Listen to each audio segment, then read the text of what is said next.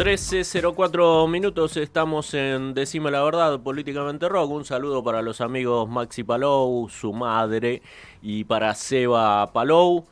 Para la gente de Bienestar Animal, también nuestros amigos de Bienestar Animal ahí en 14 de julio y Clegg. Bueno, trabajadores también, los muchachos. Por adelantado les Por mandamos un feliz día. adelantado, un feliz día a ellos. Y ya estamos en comunicación telefónica con Enrique Gandolfo, él es secretario general de la CTA Bahía Blanca. Buen día, Enrique, ¿cómo estás? Hola, ¿qué tal? Buen día, gracias por llamar.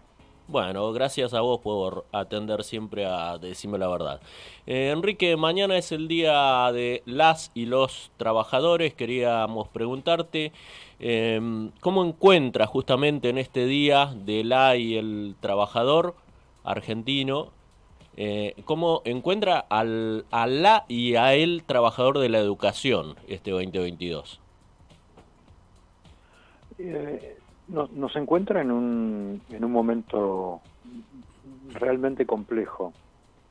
Los 2 años de la pandemia y el año y medio casi completo de clases en la virtualidad nos puso en una situación extremadamente difícil en cuanto a poder desempeñar nuestro laburo correctamente, respondiendo a las necesidades o intentando responder a las necesidades de chicos y chicas, y nos puso también en una situación de sobrecarga laboral y de impotencia al verificar que cientos, miles de chicos y chicas estudiantes no podían acceder a los dispositivos y a la conectividad necesaria para poder afrontar la educación en situación de virtualidad. Y eso fue un arma muy fuerte desde el punto de vista psicológico, que afectó a gran parte de la docencia, y también un incremento que nosotros vimos en nuestro trabajo de la precarización laboral de la docencia. Precarización en tanto también muchos y muchas docentes sufrieron la cuestión de los dispositivos o en todo caso de tener que afrontar económicamente el gasto que significaba ahora dar clases virtualmente, y también porque se incorporaron figuras como docentes que fueron incorporados bajo formas absolutamente fuera del estatuto, lo que significa en concreto la precarización laboral. Digamos que a la salida de la pandemia remontar todo esto, y además en un marco de baja de la participación, que tenemos que decirlo con transparencia, bajó la participación en las instancias de lucha sindical y de participación en el sindicato, nos pone de frente a una realidad en la cual ahora agravada por la tremenda inflación que está sufriendo no solo la docencia, sino el conjunto de nuestro pueblo, y el hecho de la continuidad de esa situación de precarización laboral a la que yo me refería, que se expandió, no que no existiera, pero que se expandió durante el periodo de la pandemia. Enrique, ¿qué tal? Nacho Ruspuro te saluda, ¿cómo estás? ¿Qué tal? A estos problemas que vos estás mencionando, tal vez de carácter general, ¿no? Relacionados con la educación y la labor docente, se suma un contexto político, digamos, raro o distinto. Justamente en estos días hubo una resolución presentada por las concejalas Soledad Martínez del bloque de Juntos y por Valeria Rodríguez de Avanza Libertad, quienes reclaman al gobierno provincial de Axel Kicillof que habilite la posibilidad de efectuar denuncias de actos y o situaciones de adoctrinamiento en establecimientos educativos, razón por la cual vos estuviste difundiendo un comunicado.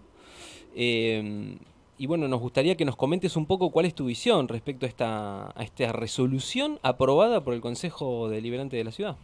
Entiendo que no está aprobada todavía, pero el proyecto está presentado. Está presentado. Sí, tremendo. nosotros cuando nos enteramos de que ese proyecto existía y de los considerandos, ¿por dónde empezar con esto?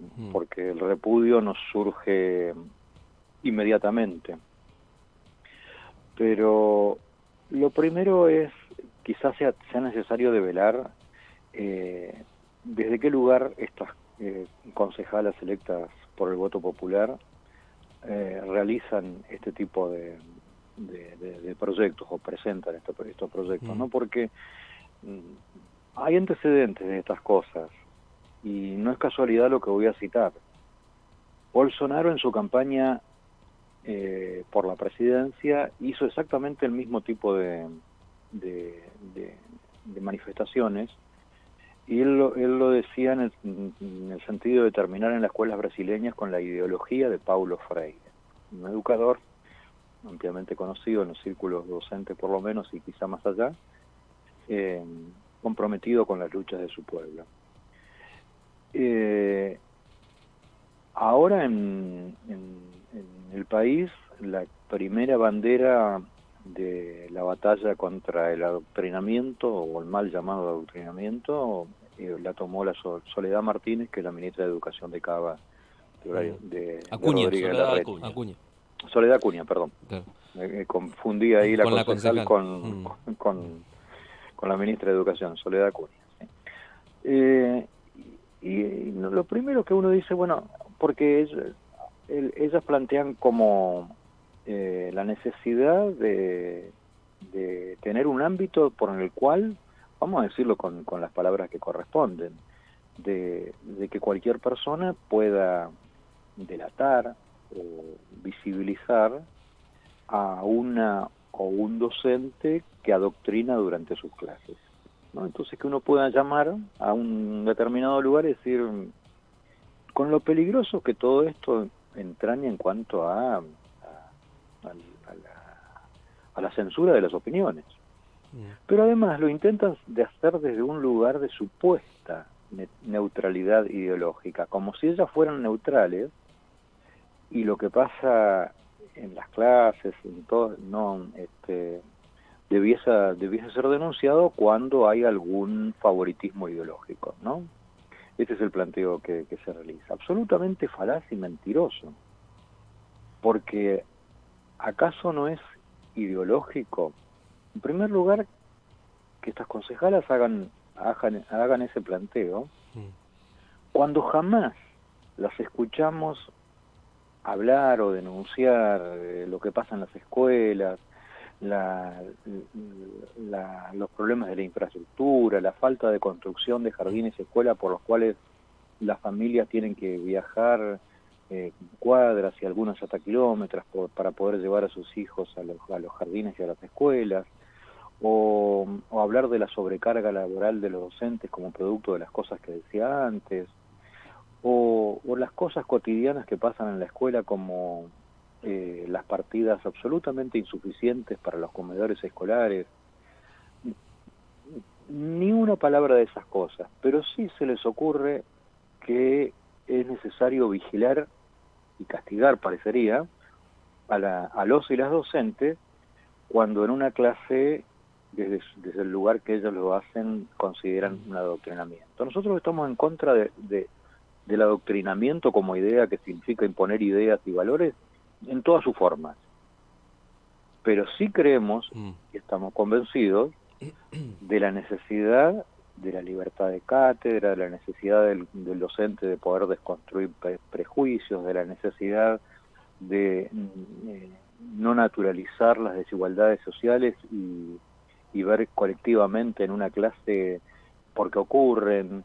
Digamos, ese ida y vuelta que habilita las preguntas de los y las estudiantes y enriquece la clase en el diálogo con el docente, está claro que no se hace desde un lugar ideológico neutral, que cada uno tiene su carga de visión de las cosas, pero en todo caso, él y las docentes tenemos las herramientas para poder generar las posibilidades de elaborar el pensamiento crítico, pero al mismo tiempo respetar las diferentes formas de ver, de sentir, de pensar de los y las chicos. Entonces, qué lugar peligroso, ¿no? El de plantear desde un ámbito de gobierno la persecución de las ideas, en este caso de los y las docentes, y qué poco se escucha en contra de este proyecto,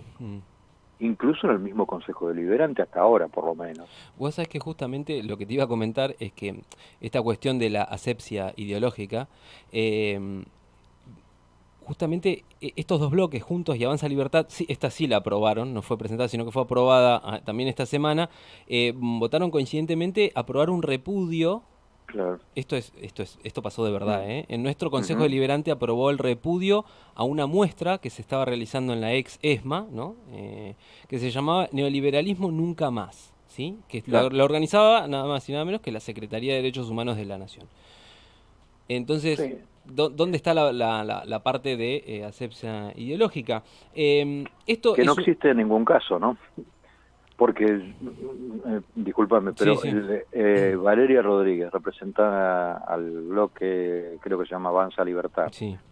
Bueno, su candidato, su representante a nivel provincial, era expert. Cuando estuvo en campaña acá, Mm, estuvo en ese parque al que le ponen el nombre de campaña del desierto, y hizo ujú, un acto en ese lugar como una reivindicación del ejército de Roca, ¿no? mm, Nosotros decíamos, ¿qué lugar de asepsia ideológica puede tener quien se pone en ese lugar? Y qué poco pisa las escuelas cuando nosotros en las escuelas tenemos decenas de alumnos y alumnas cuyos nombres son mapuches, o sea, su descendencia de los pueblos originarios está clara, y mm, en otros casos puede no estar tan clara por el apellido del padre, mm. pero bueno, eso también es un buen ejemplo de la supuesta asepsia ideológica de estas representantes, ¿no? O sea que te quería consultar sobre esta resolución aprobada por el Consejo Deliberante, si vos considerás que es un simple posicionamiento político dentro de lo que es el juego democrático, ¿no? O si es un precedente peligroso para la ciudad. Sin duda es un precedente peligroso, y de la mano con lo que denunciamos, mucho más. Eh, Nosotros vemos una avanzada en este sentido, en la cual hoy aparecen visibilizadas y difundidas y propagandizadas ideas que seguramente muchos de estos representantes tuvieron antes, pero que no sentían habilitadas socialmente para difundirlas libremente. Hoy el negacionismo practicado por estas corrientes políticas aparece como un lugar de propaganda al que se puede decir libremente y reivindicar el genocidio de la dictadura o el genocidio de los pueblos originarios en la campaña del desierto, en la mal llamada campaña del desierto, ¿no? Entonces, bueno, y nos parece interesante habilitar los debates, porque nosotros no tendríamos ningún problema en debatir abiertamente con estas personas que proponen semejantes proyectos, Mm, una de las cuales además creo que es docente.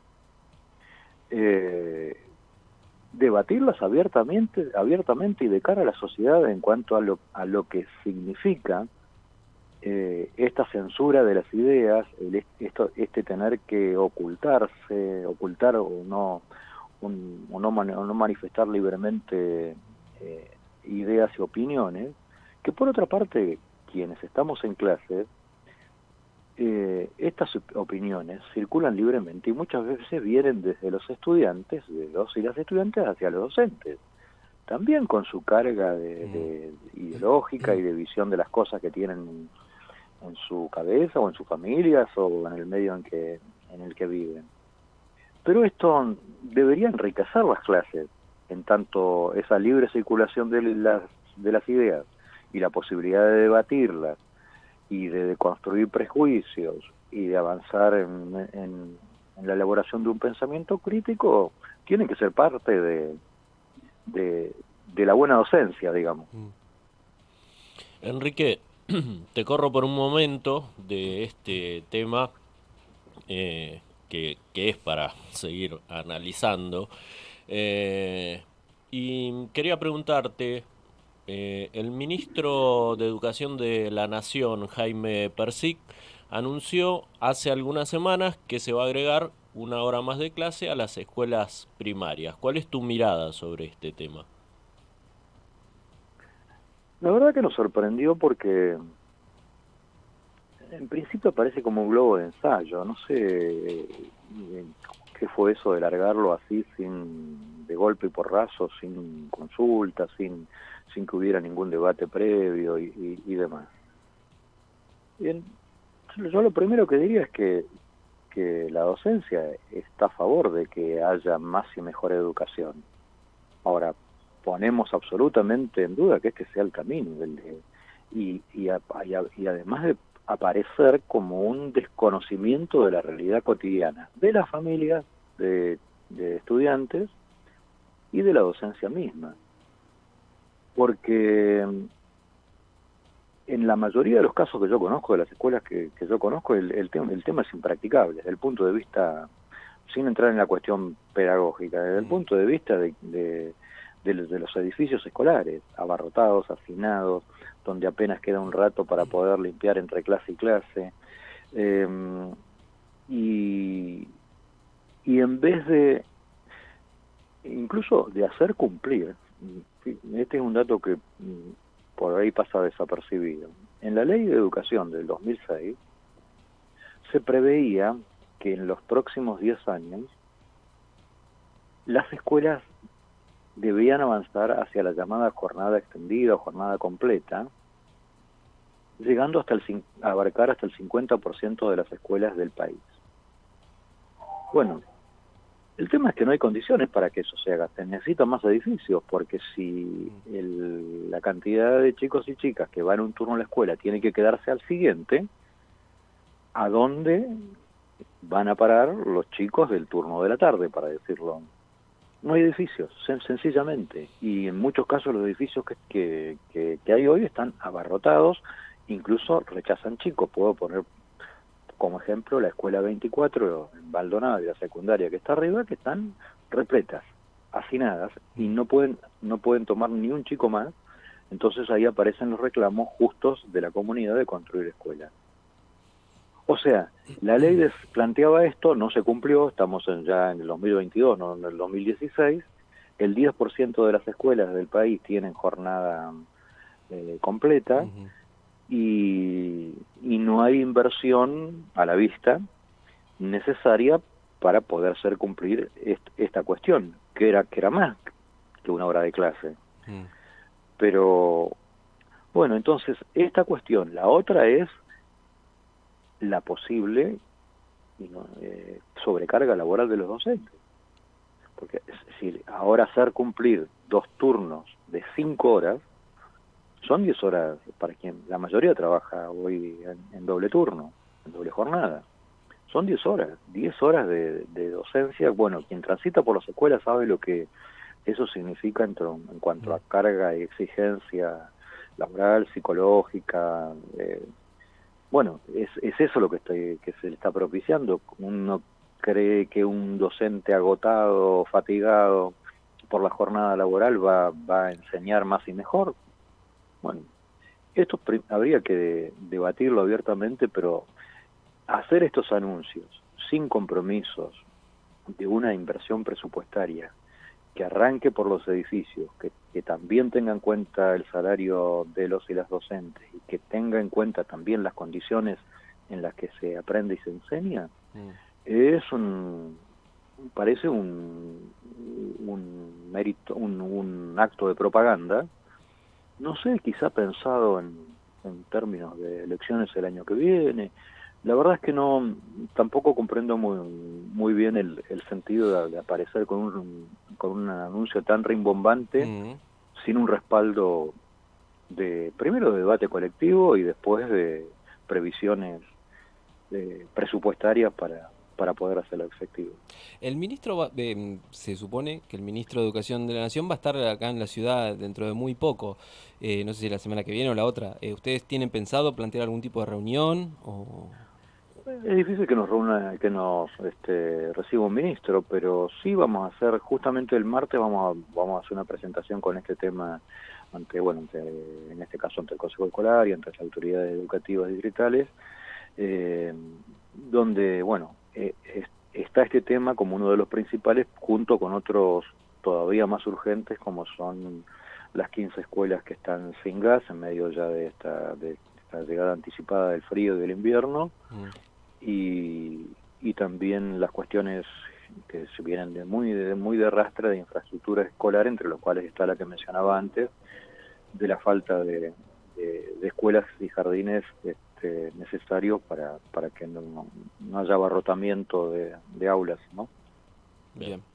Enrique, bueno, agradecerte, siempre atendés a Decime la Verdad. Y esto que acabas de nombrar, lo de las 15, los 15 establecimientos que están sin gas y el abarrotamiento de la escuela 24, que se ha tenido en cuenta por quienes nos representan localmente, ¿no? Esto que decías al principio de esta nota. Sí, espero que sea así.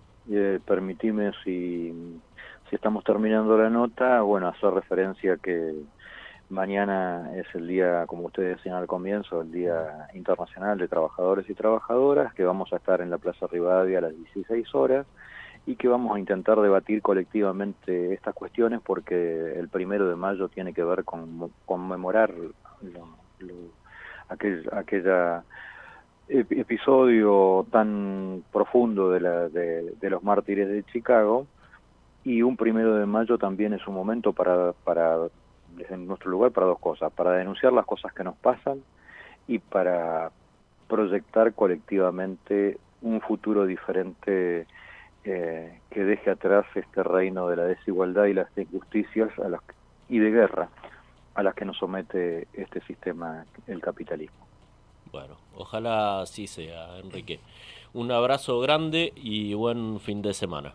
Muchas gracias a ustedes. Mañana a las 16, a las entonces 16 a partir en la de las Rivadavia. 16. Perfecto. Un abrazo. Gracias. Gracias a vos. Seguimos con Decime la Verdad y ya estamos con Soledad Barruti ahora.